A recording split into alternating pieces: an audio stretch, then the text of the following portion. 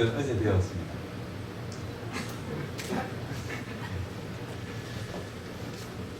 다시 한 번 더 주님 안에서 만남을 축복합니다.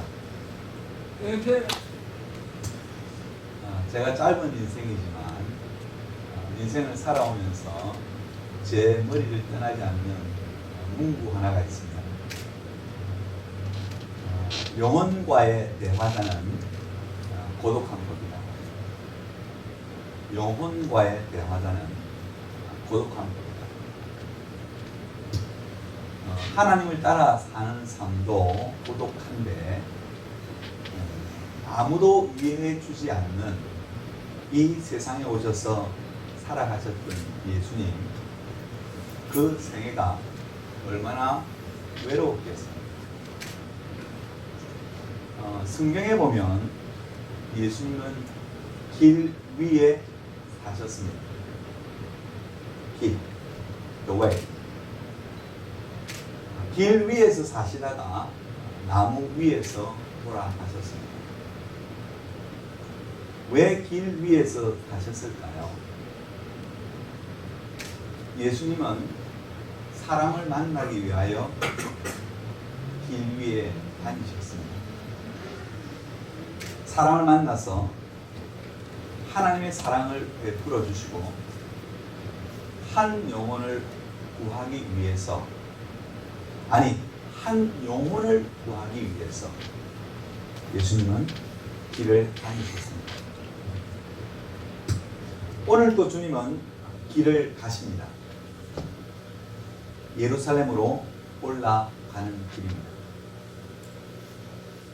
그런데 이 길은 예수님이 마지막으로 가는 길입니다. 이제 올라가면 다시는 돌아올 수 없는 그런 길입니다. 예루살렘으로 올라가는 도중에 예수님은 여리고를 들릅니다. 오늘 말씀 1절에 예수님께서 여리고로 들어가 지나가시더라 이렇게 말씀합니다. Entered and passed. 아주 평범한 말입니다. 들어가서 지나가셨다. 별일 없이 지나간다는 뜻일 것입니다. 그저 길을 간다 하는 뜻도 있습니다.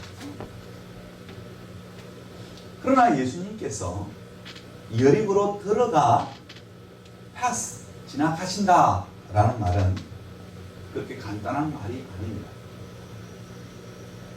우리같이 평범한 사람들은 그냥 지나갈 수 있습니다. 제가 한국에서 여기 미국 왔다가 가는 것, 그냥 지나가는 것입니다. 그러나 역사의 주인이신 주님은 그냥 지나갈 수 있는 분이 아닙니다. 이 말을 되새겨 볼수록 많은 의미가 있습니다. 여기 지나가신다, passed. 이 말은 주님께서 누구에겐가 기회를 주신다라는 말입니다. chance. 만약 주님께서 LA를 지나가신다면 그것은 단순한 방문이라는 의미가 아니라 LA 시민들에게 어떤 기회를 주신다는 말입니다. 미국의 대통령 이름이 뭐죠? 오바마? 오케이. 오바마 미국 대통령이 우리 한국을 방문한다고 했을 때 그 방문의 의미는 무엇일까요? 그것은 경제적이든 문화적이든 군사적이든 어떤 기회를 준다는 말입니다. 예수님 당시 이 여리고는 많은 꽃들이 있었기 때문에 향유나 꿀이 아주 풍부한 그러한 아름다운 도시였습니다.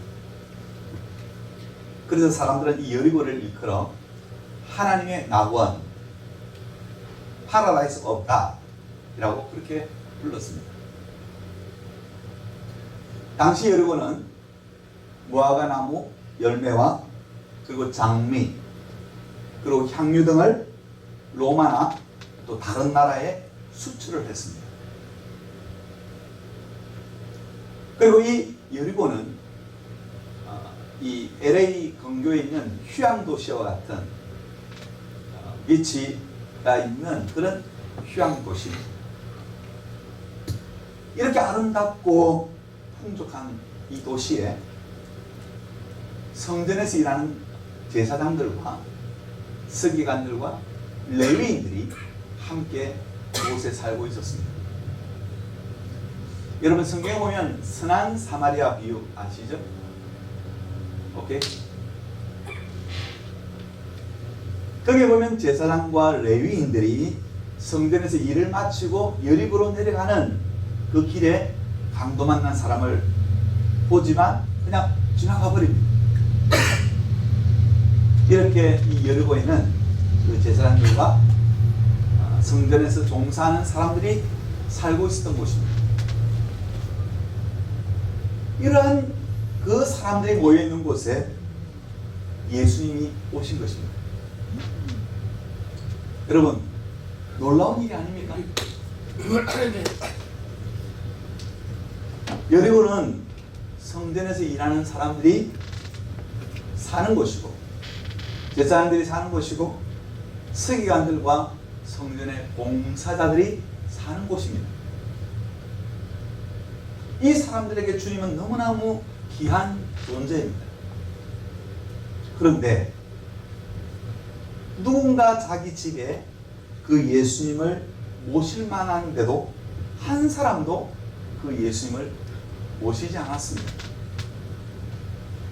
그래서 예수님은 여리고를 지나가셨습니다. 그래서 여기 지나가시더라라는 이 패스라는 이 말의 의미는 아주 슬픈 의미를 가지고 있습니다. 예수님은 너무 외롭게 이 예루살렘을 향하여 홀로 걸어가고 있습니다. 근데 이 마을에 예수님을 만나고 싶어하는 사람 한 사람이 있었습니다. 예수님을 만나서 그를 보고 싶어 했던 갈망했던 한 사람이 있습니다. 오늘 말씀 3절에 보면 그 사람이 예수가 어떠한 사람인가 하여 보고자 했다라고 말하고 있습니다. 또 to see 보고자 했다 이 말은 과거 완료 진행형입니다. 그러니까 이 말은 예수님께서 여리고를 지나간다 라는 말을 듣고 누군가 하고 궁금해한 것이 아니라 오래전부터 예수님에 대하여 얘기를 들었고 예수님의 말씀을 잘 가르치는 이야기도 들었고 병자를 고친다는 이야기도 들었고 그래서 그 예수님이 너무너무 궁금했습니다. 그분이 어떤 분인가? 나 그분 한번 만나보고 싶다. 나 그분 보고 싶어하는 그런 갈망이 있었습니다.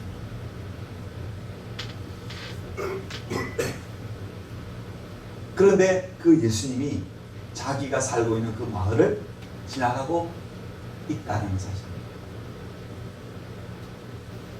기회가 온 것입니다. 찬스가 온 것입니다. 그분이 지금 이 마을을 지나가고 있습니다.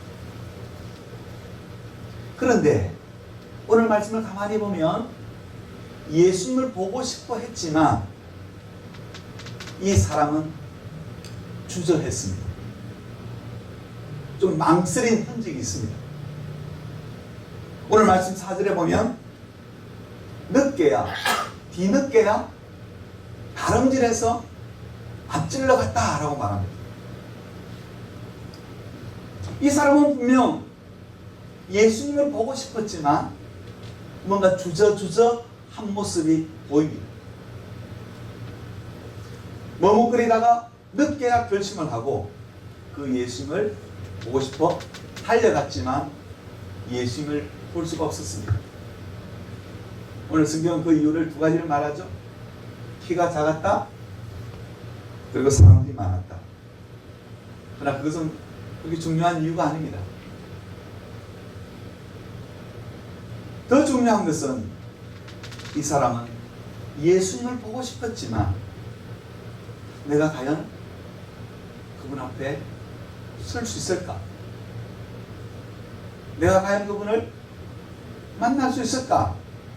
하는 마음이 그 깊은 마음 속에 있었던 것입니다.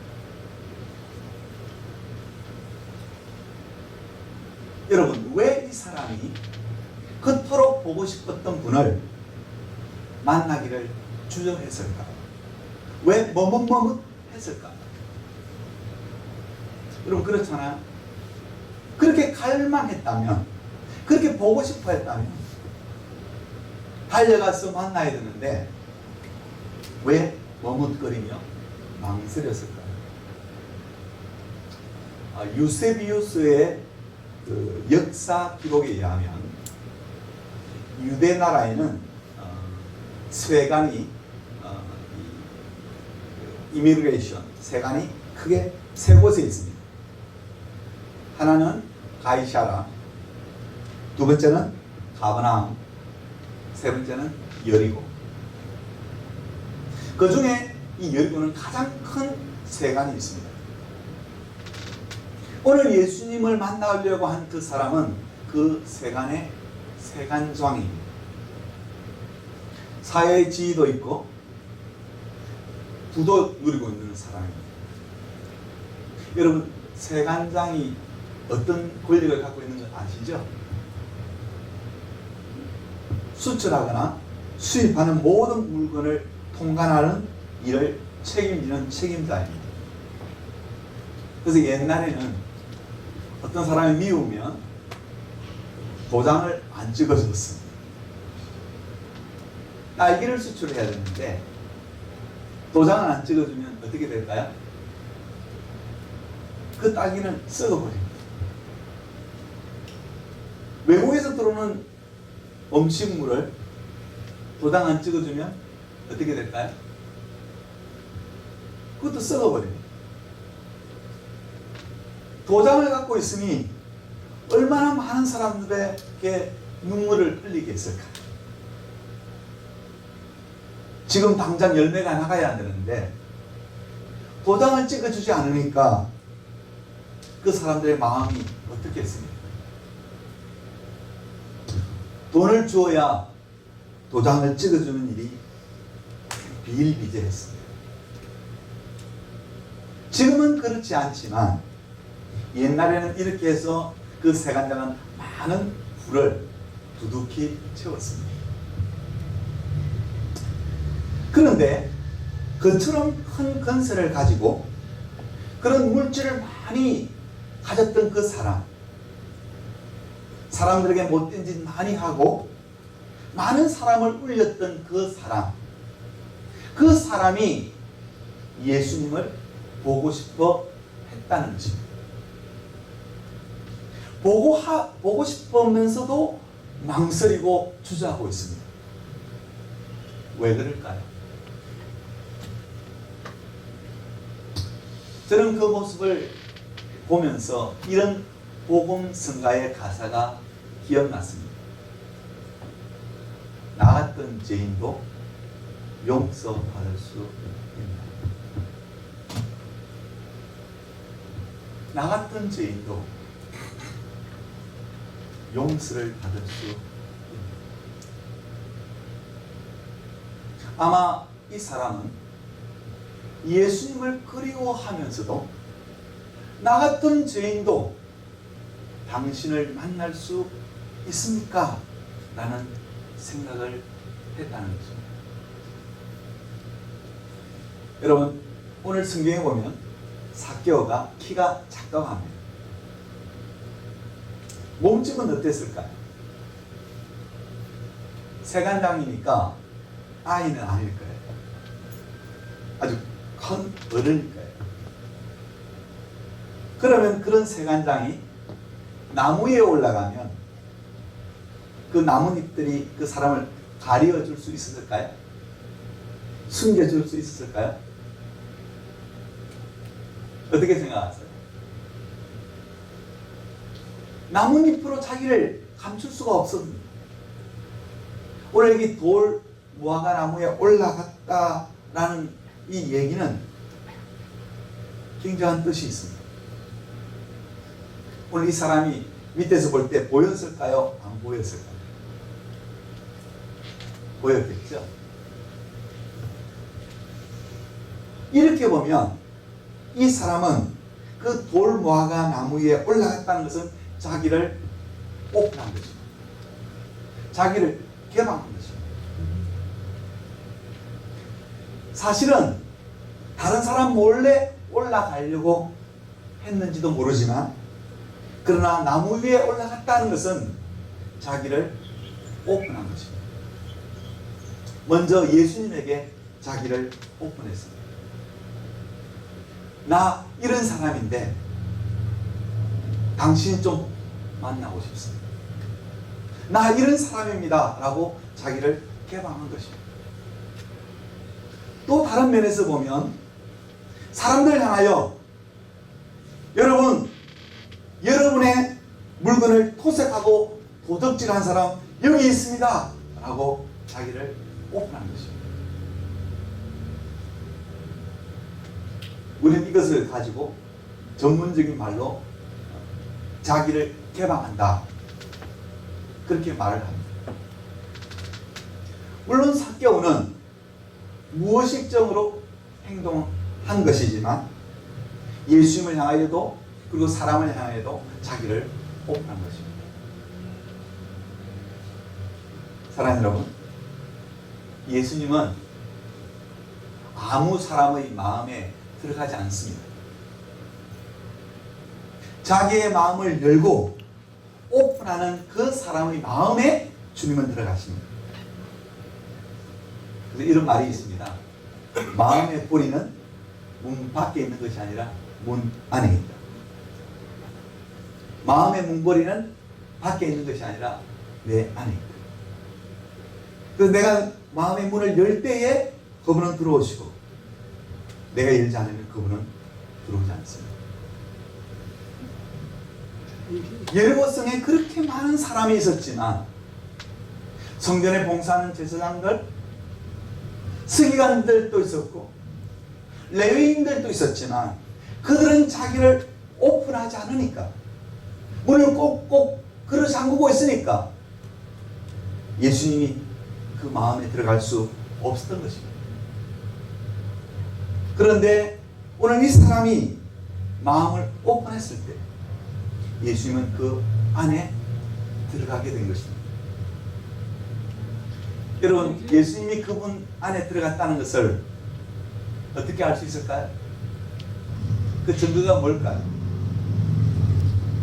그것은 바로 예수님이 그 사람의 이름을 불렀다는 것입니다.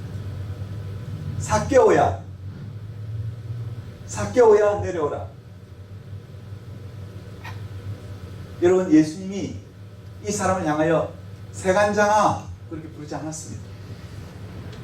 세간장님 잠시 내려오세요 그렇게 하지 않았습니다. 삭개오야 내려오라. 여러분, 사람의 이름에는 보통 세 가지 경우가 있습니다. 직분을 부르는 경우입니다. 두 번째는 이름을 부르는 경우가 있습니다. 세 번째로는 애칭을, 별명을 부를 때가 있습니다. 저는 목사입니다.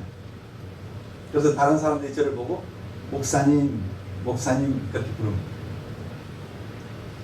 근데 저를 보고 복조야, 복조야 라고 부르는 사람이 있습니다. 누구일까요? 그 사람은 친구입니다. 친구. 그런데 저를 보고 얘야, my son 하고 부르는 사람이 있습니다. 누구일까요? 저의 어머니입니다. 오늘 저는 여러분을 처음 만났습니다. 오늘 이 사모님도 제가 처음 만났습니다. 오늘 목사님 처음 만났습니다. 근데 제가 오늘 목사님을 처음 만났는데 상이야 불렀다면 어떻게 될까요? 목사님이라고 부르지 않고 상이야 라고 불렀다면 어떻게 해야 될까요? 그렇게 하지 않을까요?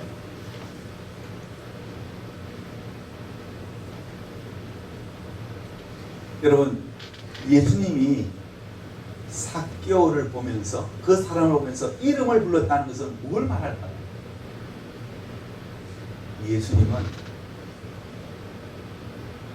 이 사람이 예수를 보고 싶어 했던 것보다 더 마음이 이 사람을 보고 싶었고 그 사람을 알고 있었다는 말입니다. 아멘. 그리고 이름을 불렀다는 것은 내가 너를 알 뿐만 아니라 나는 너의 친구다라는 말입니다. 사랑하는 여러분, 오늘 우리가 예수를 믿는다라고 말합니다. 그러나 유대인들은 예수를 믿는다라고 말하지 않습니다. 우리는 하나님에 의해서 선택받았다라고 말합니다. 그게 성경적인 표현이에요. 내가 아무리 믿는다 해도 그분이 나를 택해주지 않았다면 그 믿음은 헛것입니다. 오늘 우리가 예수님을 믿기 전에 하나님이 우리를 택해주신 줄 믿습니다. 아멘. 내가 주님이라고 부르기 전에 그분이 나를 먼저 아신 줄 믿습니다. 그분이 나를 이미 다 알고 있습니다. 나의 약함도, 나의 부족함도, 나의 부끄러운 것도 우리 주님 다 아십니다. 주님은 지금 삭개오를 다 알고 계셨습니다. 그가 살아온 삶의 여정이나 지금 그의 마음도 알고 있습니다. 그래서 그는 예수님은 그를 이렇게 부릅니다. 삭개오야. 사랑하는 여러분, 오늘 또 주님은 저와 여러분을 부르십니다. 아멘. 꼭 저야. 오늘 우리 장로님, 조나님, 형씨가 주님이 부르십니다. 제사장이나 서기관들이나 레위인들이 주님에 대하여 아주 냉담한 방면에 오늘 여리고를 지나가시는 그 주님을 영접하여 기회를 포착한 사람은 딱 한 사람이었습니다. 그 사람은 바로 삭개오입니다. 삭개오만 주어진 기회를 포착했고 다른 사람들은 그 기회를 다 잃어버렸습니다. 어떤 사람은 이런 말을 합니다. 좋은 기회가 없노라 라고 말하지 말라. 기회는 저절로 찾아오는 것이 아니라 우리 쪽에서 찾아내야 합니다. 카네기도 이런 말을 했습니다. 좋은 기회를 만나지 못했던 사람은 하나도 없다. 그것을 포착하지 못했을 뿐입니다. 그렇습니다. 기회를 기다려야 하고 그 기회가 왔을 때는 그것을 내 것으로 만들어야 됩니다. 사랑하는 여러분, 하나님은 우리에게 늘 기회를 주십니다. 아멘. 아멘. 주님이 주시는 그 기회를 우리가 어떻게 해야 할까요? 그것은 우리 자신에게 달려 있습니다. 주님이 주신 그 기회를 어떻게 선용하나에 따라서 우리의 인생이 달라집니다. 주님이 오늘 또 저와 여러분의 곁을 지나고 있습니다. 오늘 주님께 마음을 여시고 그 주님을 만나시길 바랍니다. 아멘. 그 주님을 여러분의 삶에 모시고 함께 살아가기를 주님으로 축복합니다. 아멘.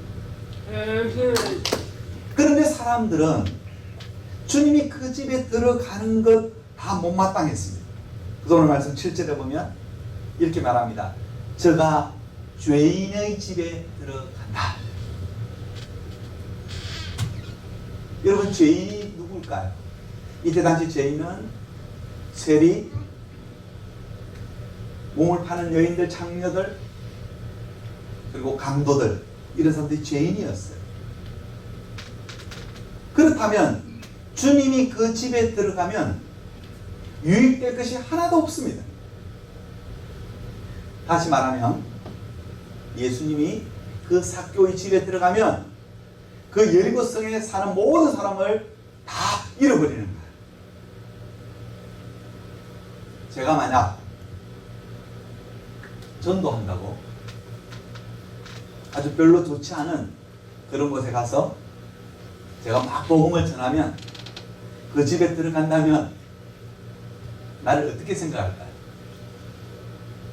제가 술을 파는 집에 가서 복음을 전한다고 간다면 여러분은 저를 어떻게 생각할까요? 아주 음탐한 그런 곳에 가서 제가 복음을 전한다면 그럼 어떻게 할까요? 목사님 대단하다고 말할까요? 아니면 이상해 그렇게 말할까요? 오늘 예수님은 이 삭개오의 집에 들어감으로 이 여리고성에 사는 사람들 다 잃어버릴 수 있는 그런 형편이었습니다. 그런데 예수님은 그 한 사람을 선택한 것입니다. 만약 이것 때문에 여리고성의 모든 사람을 다 잃어버린다 해도 나는 이 한 사람을 선택하겠다. 이게 바로 예수님이셨습니다. 여러분 기억하시죠? 예수님이 99마리의 양을 들에 두고라도 몇 마리? 한 마리의 양이라도 내가 구하겠다. 이게 예수님인 줄 믿습니다. 오늘 예수님이 그 집에 가서는 안 될 이유를 사람들이 이렇게 수군거립니다. 제가 죄인의 집에 들어간다. 여러분 한번 생각해 보십시오. 오늘 예수님은 삭개오의 집에 들어갔다라고 하는 말은 정확하게 말하면 삭개오의 마음에 들어갔다는 겁니다. 아멘. 주님은 지금 삭개오의 집에 들어갔을 뿐만 아니라 삭개오의 마음에 들어갔어요. 요한복음 15장에 보면 네가 내 안에 내가 너희 안에 있으면 무엇인지 구하라. 그리하면 주시리라. 여러분, 주님과의 진정한 만남, 교제가 이루어지는 곳에서 이러한 일들이 일어나는 줄 믿습니다. 이제 마지막으로 삭개오가 왜 예수님을 만나려고 했을까요? 어떻게 보면 삭개오는 부족한 것이 하나도 없습니다. 돈이 많습니다. 지위가 아주 높습니다. 그런데 왜 예수님을 만나려고 했을까요? 여러분, 돈도 많고 자기 생활을 즐기는 사람들 예수님 찾지 않습니다. 아니, 찾긴 찾아도 진심으로 구하지 않을 때가 많습니다. 그런데 왜 삭개오는 모든 것을 다 가졌는데 왜 주님을 만나려고 했을까요? 왜 그렇게 보고 싶어 했을까요? 우리는 삭개오가 가지고 있는 문제를 잘 모릅니다. 그러나 예수님이 삭개오를 향해서 삭개오야 라고 불렀을 때, 내가 너희 집에 들어가겠다라는 그 말을 했을 때 삭개오가 가졌던 그 문제가 다 사라졌다라고 한다면 그것이 바로 오늘 삭개오의 고민이었고 문제였다는 것입니다. 여러분, 오늘 삭개오의 문제가 무엇이었을까요? 오늘 삭개오의 이 행동은 이 땅의 모든 사람들이 근본적으로 가지고 있는 고민, 그게 무엇입니까? 사람은 물질로도 만족할 수 없습니다. 사람은 높은 지위에 올라간다고 만족하지 않습니다. 사람은 어떤 학문을 많이 안다고 만족하지 않습니다. 사람들은 인기를 얻고 싶지만 인기를 얻는다고 행복하지 않습니다. 이걸 다르게 표현한다면 사람들은 돈으로 해결할 수 없는 문제가 있고 어떤 지위와 어떤 인기로도 채울 수 없는 인간의 문제가 있다는 것입니다. 어떤 분이 이런 말을 했습니다. 하나님께 불순종한 인간들은 사람을 이용하고 사물에 집착한다.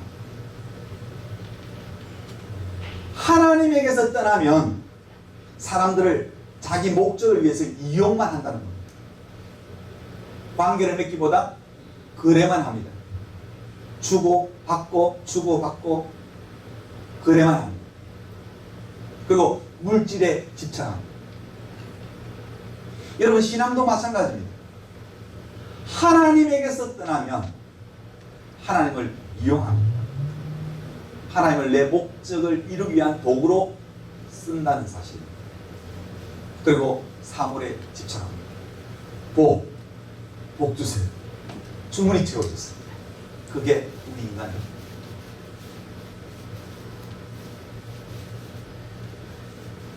호랑이가 잠을 자다가 깼어요. 근데 배가 고팠습니다. 그래서 하나님께 기도했습니다. 하나님 먹을 것 주십시오. 근데 먹을 것이 없어요. 그래서 이렇게 또 기도합니다. 하나님 사람도 잡아먹어도 되나요? 근데 하나님이 말합니다. 다 잡아먹어라.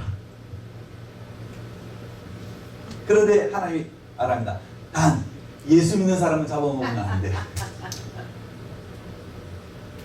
그런데 사냥감을 찾는데 저기에서 젊은 남자 하나가 걸어오는 거예요.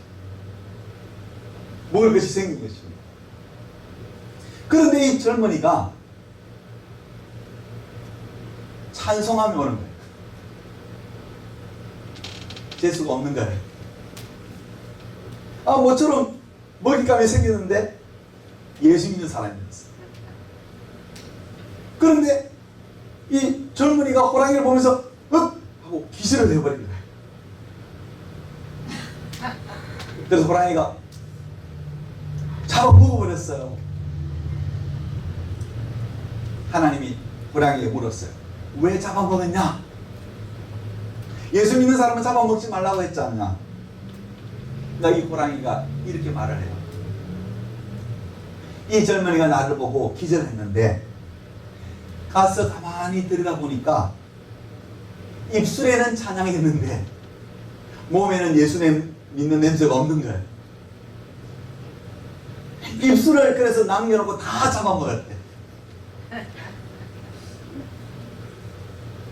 여러분 오늘 이게 우리의 믿음 아닌가요? 입술에는 예수님 노래는 하지만 내 삶에 예수님이 함께 계신가, 내 마음에 예수님이 계신가 하는 사실입니다. 삭개오의 갈망은 무언가를 확실히 모르지만 그러나 주님이 자기의 이름을 불러주는 것으로 모든 문제가 다 해결되었습니다. 내가 너희 집에 머물겠다라는 그 말 한마디로 다 해결된 것입니다. 이렇게 보면 우리 인간은 세상적인 것으로는 만족할 수 없는 그분만이 줄 수 있는, 그분만이 나에게 채워줄 수 있는 것이 우리에게 있다는 것입니다. 그래서 어거스틴은 말합니다. 하나님이 내 마음에 오시기까지, 하나님이 내 마음의 자리에 앉기까지 나에게는 진정한 행복이 없다. 사랑하는 여러분, 우리의 행복은 누구일까요? 예수님이십니다. 하나님이 내 마음에 오셔서 그분이 내 삶의 자리에 앉아 계실 때 우리는 행복해지는 것입니다. 주님은 삭개오에게 회개하라고 말하지 않았습니다. 돈을 가난한 사람에 나눠주라고 하지도 않았습니다. 그리고 세리장이라는 그 직업을 포기하라고도 말씀하지 않았습니다. 그런데 삭개오는 스스로 결단을 합니다. 토색한 것을, 도둑질한 것을 다 나눠주겠다고. 여러분, 이 삭개오는 예수님을 믿어서 망한 사람입니다. 그러나 그는 행복했습니다. 왜요? 예수님이 그 마음에 들어오셨기 때문에. 아멘. 많은 사람들 앞에서 자기 죄를 고백한다는 것은 쉽지 않습니다. 그러나 삭개오는 자기 죄를 고백했습니다. 모든 것을 다 갖겠다고 말했습니다. 이것이 바로 주님을 만난 사람입니다. 주님을 만난 사람이 주님이 주시는 만족을 경험할 때 다른 것은 중요하지 않습니다. 사랑하는 여러분, 주님과 인격적인 만남이 이루어지면 주님 앞에 자신의 죄를 고백할 뿐만 아니라 이웃과의 관계가 회복될 줄 믿습니다. 하나님을 사랑하고 이웃을 사랑하는 비결은 오늘 예수님을 내 삶의 주인으로 모시는 것입니다. 오늘 주님의 음성을 들어보십시오. 이 사람도 아브라함의 자손이로다. 삭개오는 육신적으로는 아브라함의 자손이었지만 이제야 예수님을 만나고서야 너는 아브라함의 자손이라는 그 말을 듣게 된 것입니다. 사랑하는 여러분, 오늘 주님은 저와 여러분에게 언제나 많은 기회를 주십니다. 똑같이 기회를 주십니다. 오늘 우리 주변에는 많은 기회가 있습니다. 그런데 그 기회는 고난도 기회일 수 있습니다. 어려움도 기회일 수 있습니다. 고통도 기회일 수 있습니다. 주님을 만날 수 있는 기회입니다. 아멘. 여러분, 문제는 그 기회를 어떻게 사용하는가? 여기에 우리의 인생이 달려 있습니다. 사랑하는 여러분, C.S. 루이스는 이런 말을 합니다. 당신이 하나님의 어디를 두드리느냐에 따라서 하나님이 열어주시는 것이 다르다. 여러분이 하나님의 어디를 놓고하느냐에 따라서 열어주는 것이 다르다. 저는 하나님의 심장을 두드리고 싶습니다. 저는 하나님의 마음을 두드리고 싶습니다. 하나님의 호주머니가 아니라, 하나님의 어떤 물질이 아니라 저는 주님의 그 심장을 두드리고 싶습니다. 아멘. 우리가 어떤 형편에 있든지, 어떤 고난을 짊어지고 살아가고 있든지 그것은 문제가 안 됩니다. 내 어떤 질병이 있든지 그것이 문제가 아닙니다. 내가 주님의 심장을 두드리고 그리고 주님의 심장과 내가 맞닿는다고 한다면 내 질병도, 내 고통도, 인생의 문제도 새로운 의미를 되찾을 수 있을 것입니다. 그 속에 새로운 의미가 있습니다. 거기에는 반드시 하나님의 기적이 일어날 줄 믿습니다. 여러분 하나님의 어디를 두드리기를 원하십니까? 주님의 심장을 두드리시기 바랍니다. 그래서 주님을 진정으로 만나시기 바랍니다. 아멘. 주님과 함께 동행하며 살아가는 우리 모두가 되기를 주님의 축원합니다. 기도하십시오.